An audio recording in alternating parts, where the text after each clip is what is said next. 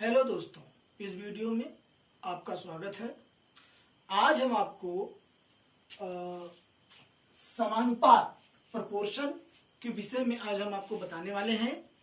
तो इस वीडियो को आप देखते रहिए। और इसमें क्या है कि समानुपात प्रोपोर्शन, जब दो अनुपात समान होते हैं दोस्तों, जब दो अनुपात जो होते हैं, जो रेशियो होते हैं, वो जब समान होते हैं, इक्वल होते हैं, तो वे समानुपात में कहलाते हैं। इसके अंतर्गत दो प्रकार के समानुपात आते हैं।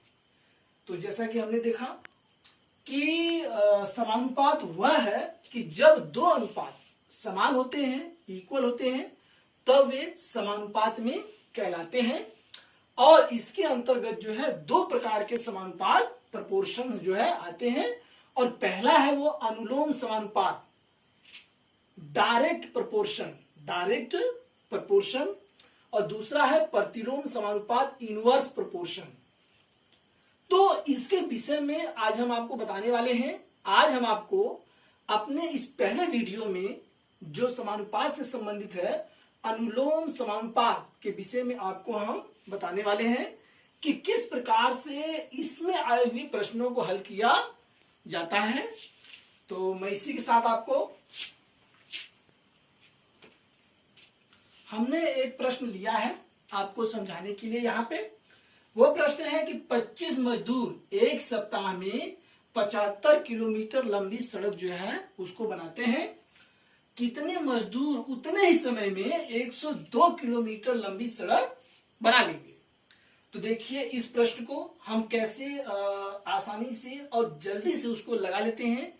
और ये जो सवाल है, ये जो प्रश्न है, ये बहुत इंपॉर्टेंट प्रश्न है। और ये कई एग्जाम्स में जो है, कॉम्पिटिटिव एग्जाम्स में जो है ये पूछा जाता है।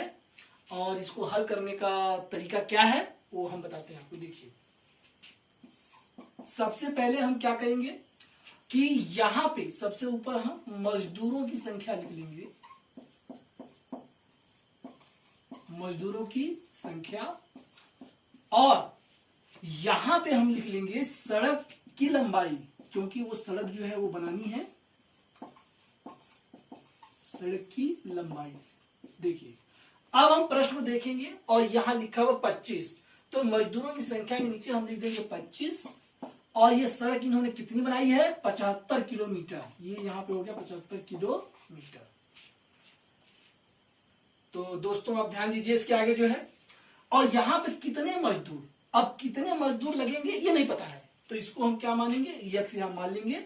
और ये जो माना हुआ है हमने कि लगभग इतने मजदूर रहेंगे, उन मजदूरों ने मिल करके 102 किलोमीटर जो है सड़क बनाई।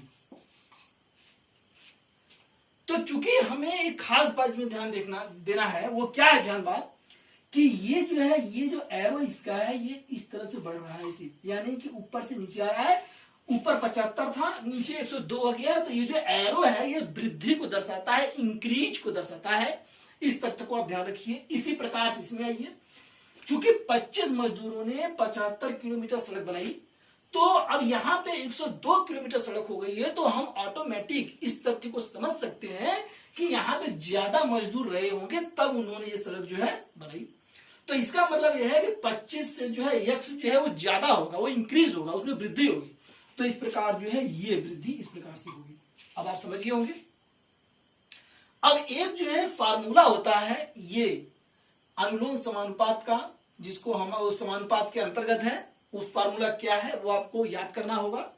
और वो फार्मूला है, ध्यान दीजिए, इसको हम करेंगे क्या, पहले हम इसको सिस्टम बना लेते हैं। तो इस तरह मजदूरों की संख्या इस तरह 25 अनुपात यक्स, और ये जो 4 बिंदु है दोस्तों, ये 4 बिंदु, ये समानुपात का चिन्ह है। और ये जो 2 बिंदु है ये अनुपात का चिन्ह है। अनुपात को बोलते हैं रेशियो और समानुपात को बोलते हैं प्रोपोर्शन। अब इस तरफ से आइए, चूंकि ये बनाना कैसे है, ये कम से ज्यादा की तरफ को बनाना है। इस तथ्य को फिर ध्यान दीजिए, पहले कम वाला रहेगा तब जो कि ज्यादा वाला। इसी प्रकार से ये तीर उठ करके यहां आएगा, और ये ऐसा है तब ऐसे आएगा। ये बनाने का सिस्टम समझिए। मैं फिर एक बार बताता हूं, 25 रहेगा, तब इसके बाद यक्स रहेगा, तब ये ऐसे आएगा, तब ये 75 रहेगा, अनुपात का चिन्ह, तब ये 102 रहेगा। अब इसका एक सूत्र होता है, चूंकि ये 25 और ये 102 ये जो बाहर साइड में है, तो ये बाहरी पद है हमारी। कौन से पद है ये? बाहरी पद। और जो ये अंदर है ये है अंतः पद। तो हमारे पास एक सूत्र है, इसको आपको याद करना होगा, अंतः पदों का गुणनफल और बराबर होता है बाह्य पद, बाह्य पदों का गुणनफल। तो इस प्रकार से हम ये समझ सकते हैं कि अंतः पदों का गुणनफल बराबर होता है बाह्य पदों के गुणनफल के। तो देखिए हम इस प्रकार से बिठा देंगे, ये दोनों अंदर के हैं यक्स और 75, ये ध्यान दीजिए मैं एरो बना रहा हूं इस प्रकार से। तो अंतर पदों के स्थान हो जाएगा यक्स गुणे 75 इज इक्वल टू, अब ये बाहर वाला बाहर साइड में रहेगा 25 गुणा 102, 25 गुणा 102। अब जो 75 है वो तिर्यक गुणा में इसके नीचे आ जाता है। कैसे?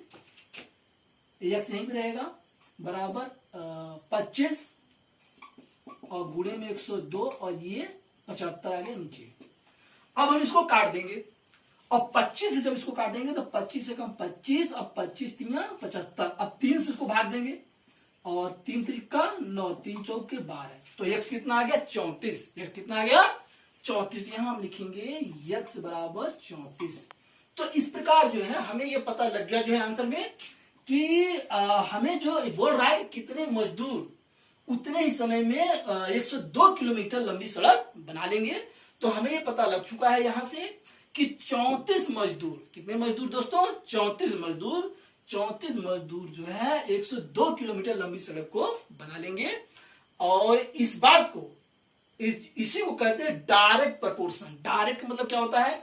जो तीरों की दिशा है वो एक ही तरफ होती है, कि तो वो तीर नीचे की तरफ रहेंगे, कि तो दोनों तीर ऊंचे की तरफ रहेंगे। और एक बात खास मैं आपको बता दूं कि मैं अपने अगले वीडियो में जो है आपको प्रतिलोम समानुपात बताने वाला हूं, जिसमें क्या होगा, एक तीर की दिशा नीचे रहेगी और दूसरे तीर की दिशा ऊपर। तो उसका सिस्टम मैं अगले वीडियो में बताऊंगा, उसको देखते रहिए। फिलहाल इस प्रश्न को या इस तथ्य को समझने के लिए कि डायरेक्ट प्रपोर्शन अनुलोम समानुपात को और अच्छे तरीके से समझने के लिए एक प्रश्न हम और लेंगे। तो अपने इस दूसरे क्वेश्चन में हम आपको बताने वाले हैं 6 कलमों का मूल्य 24 रुपए है, तो 10 कलमों का मूल्य बताइए। तो देखिए हम फिर उसी फॉर्मेट पे जो है इसका प्रयोग करेंगे, और जो सिस्टम हमने पहले क्वेश्चन में बनाया था उसमें भी हम इसमें भी हम वही जो है बनाएंगे। कैसे? देखिए आंसर, इसका उत्तर। तो सबसे पहले हम यहां पे लिखेंगे कलमों की संख्या, कलमों की संख्या, और यहां पे जो है हम लिखेंगे मूल्य। क्या लिखेंगे? मूल्य, जिसको हम प्राइस कहते हैं।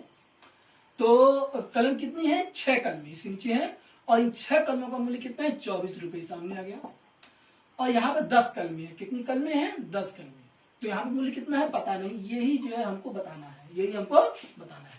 तो हम ये देख रहे हैं कि 6 कलम से 10 कलम हो गया है। कितना कलम हो गया है? 10 कलम।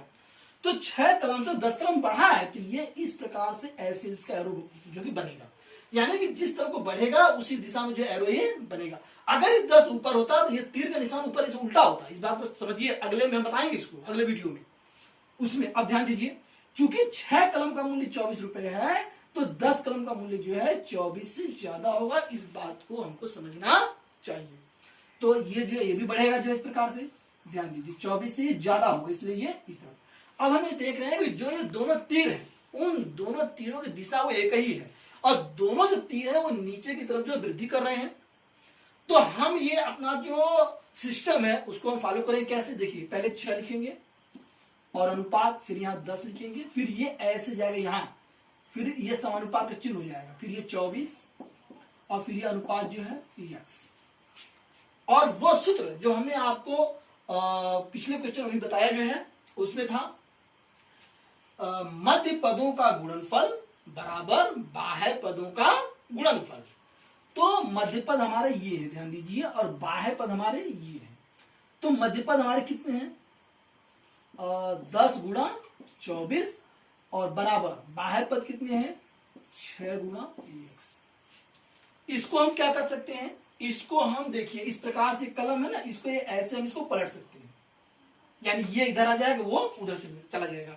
जब दोनों तरफ पक्षांतर होगा तो दोनों तरफ माइनस का चिन्ह लगेगा और माइनस से माइनस जो है कैंसिल हो जाएगा। आगे तो यहां पे हमारे पास आ गया 6 गुणे यक्स और इधर बराबर हो गया और 10 गुणे 24।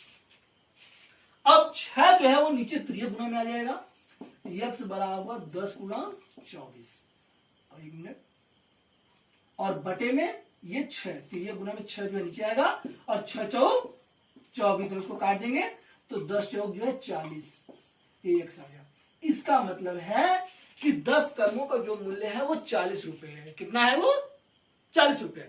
तो सबसे पहले क्या है कि ये बेसिक जानकारी हमको पता होनी चाहिए। जब ये बेसिक जानकारी हम जानेंगे तब हम जो है ट्रिक का जो है प्रयोग कर पाएंगे और उसको जल्दी से हम लगा सकते हैं। अब किसी को मान लीजिए, अब किसी को 1 2 3 नहीं आता है, किसी को टेबल पढ़ना नहीं आता है, अब उसको आप कहेंगे भाई सवाल लगा दो ट्रिक पे, तो क्या समझेगा भाई? गिनती और पहाड़ा जो है वो तो आपको याद करना ही होगा, तो बेसिक है। इसी प्रकार हर क्वेश्चन का कुछ बेसिक होता है और जब आप उसका बेसिक मूल जानकारी जब आप जान जाएंगे तब जो है आप उस पर ट्रिक का प्रयोग